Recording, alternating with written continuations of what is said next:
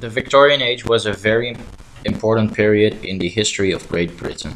The name Victorian Age comes from the queen that ruled during this period of time, Queen Victoria. She followed up King William V when she was only 18 years old, in June 1837, until her death on the 22nd of January 1901. It was a time of national pride and improvement, in the industries and also in politics. It was also a time of international peace, known as the Pax Britannica. This Pax Britannica was interrupted twice. During the Crimean War in 1854, a war that broke out after Russia lost their alliance with Britain, France, Sardinia and the Ottoman Empire. Britain fought this war with 250,000 soldiers, and a little over 21,000 of them died during this war. The second time that the Pax Britannica was interrupted was during the Boer War, a war fought between the British Empire and South Africa and the Orange Free State, now part of South Africa. Because of the great successes in the Industrial Revolution and the Agricultural Revolution, lots of people moved to the cities to find a well-paid job.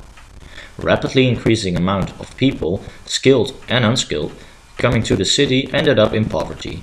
Lots of people couldn't find a proper job, and that kept wages really low.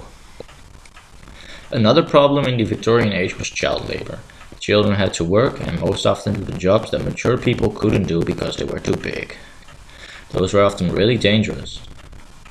Prostitution was also very common during this period of time. Because there were simply too few men and too many women, lots of women stayed unmarried. Lots of them ended up as a prostitute. The Victorian Age was also a great time for British sports, cricket and horse riding, and the first football league was established in the Victorian Age. In political perspective, there was a great improvement in the right to vote. Overall, the difference between the English that is spoken nowadays and the English that was spoken in the Victorian Age is very little. But the Victorian Age experienced some major changes from the language spoken before 1800 and the new developing language, such as the construction of sentences. For example, the house is building changed into the house is being built. In vocabulary, lots of words were crossed over, mainly French words that were considered fashionable were picked up by the British. A very interesting feature of the language during the Victorian Age was the creation of Cockney in the lower classes. Cockney is famous for dropping the H sounds at the beginning of a word. For example, head changed into ed. The T sound was dropped in, for example, butter, causing it to sound like butter. Because the rise of Cockney and the new accent, a boundary was formed between the rich and middle class people and the lower class people. The rich and middle class people used standard speech, which was correct English mainly without an accent, while the lower class people spoke non-standard speech, which was with an accent.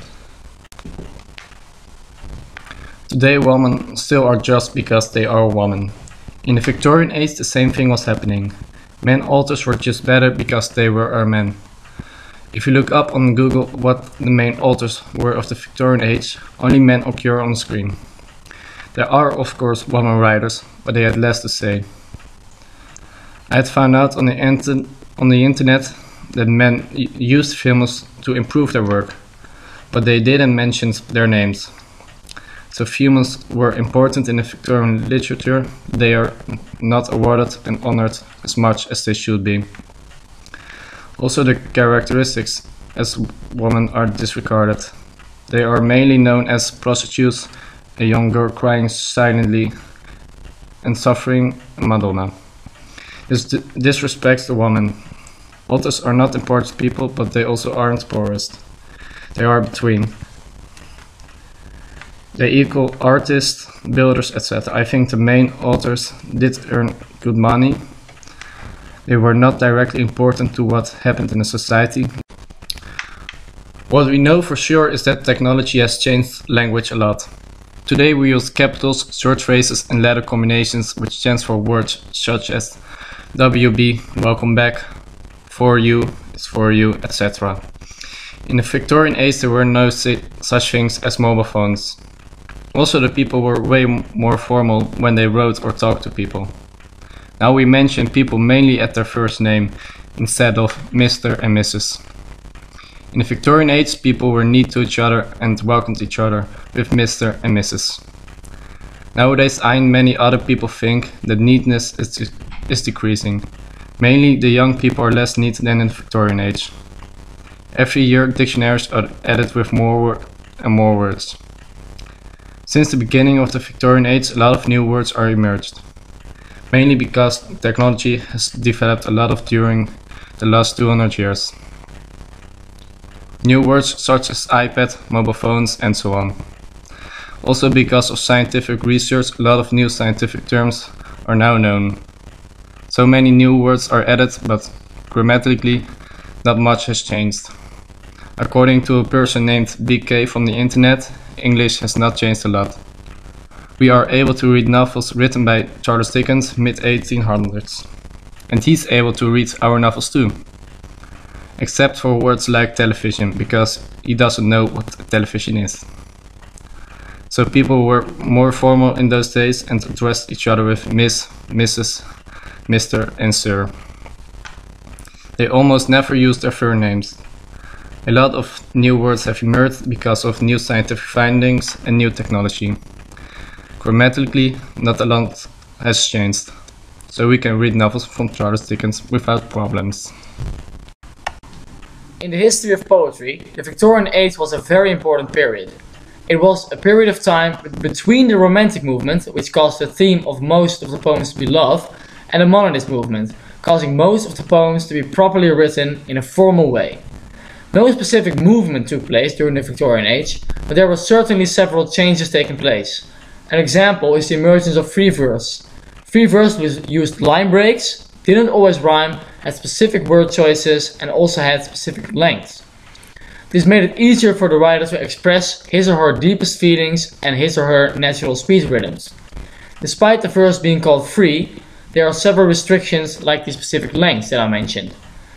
This is why the free verse was often criticized. Some people thought that there were too many rules on how to write in a free verse. Most of them preferred to have no rules whatsoever. Love became an important theme in the Romantic movement, the poetic movement just before the Victorian age, and remained one in the Victorian age. There was a difference though. The Victorian poems did not include as much imagination as the ones during the Romantic movement. Not all the poems were about love though. Religion was a common theme in the Victorian age as well. To add, the Victorians loved the heroic poems on kings and knights, like stories in the style of King Arthur, and there were many poems like this. Many poets wrote their poems individually and published them one by one, but there were many exceptions too. Some poets decided to work together in so-called teams. A famous example of that are the married Elizabeth and Robert Browning. They expressed their love for each other in poems and also published these poems. They are one, if not the most famous poets who worked together as a team in the Victorian age. A predictable exception from the one-by-one publishing in the Victorian age was that some poets published some or many of their poems at the same time in a kind of book. The novel took the role of the most important genre over from poetry in the Victorian age. There were so many novels that they were categorized.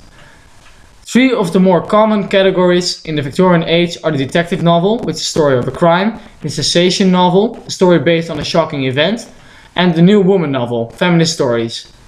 Other literary genres include autobiographies, stories on an actual person's life, fantasy stories, stories that are made up, realistic stories, stories that could happen in real life, but they do not have necessarily happened. It's possible, but it's not necessary. Monologues, stories with just one person speaking, satires, stories claiming something is not the way it should be, and poems, stories written poetically. If you compare the popularity of the genres in the Victorian age with those of previous time periods, there are some minor differences. In the Romantic period, which was the period before the Victorian age, love was the main theme and poetry was the most important genre. Like mentioned before, the novel became more important than poetry in the Victorian age. This doesn't mean that no one was writing poets anymore, but that there has been a slight change. Many poets were written in the Victorian age. Love remained one of the most important themes in the Victorian age, but there were small changes taking place as well. You can conclude that the Victorian age didn't bring huge differences in genres. Instead, it was a regular time period. Some experts say it was the start of the decline of the interest in poems, which we can see the effects of today. Books are more popular and are more regularly published than poems, but apart from that, the Victorian age didn't really stand out.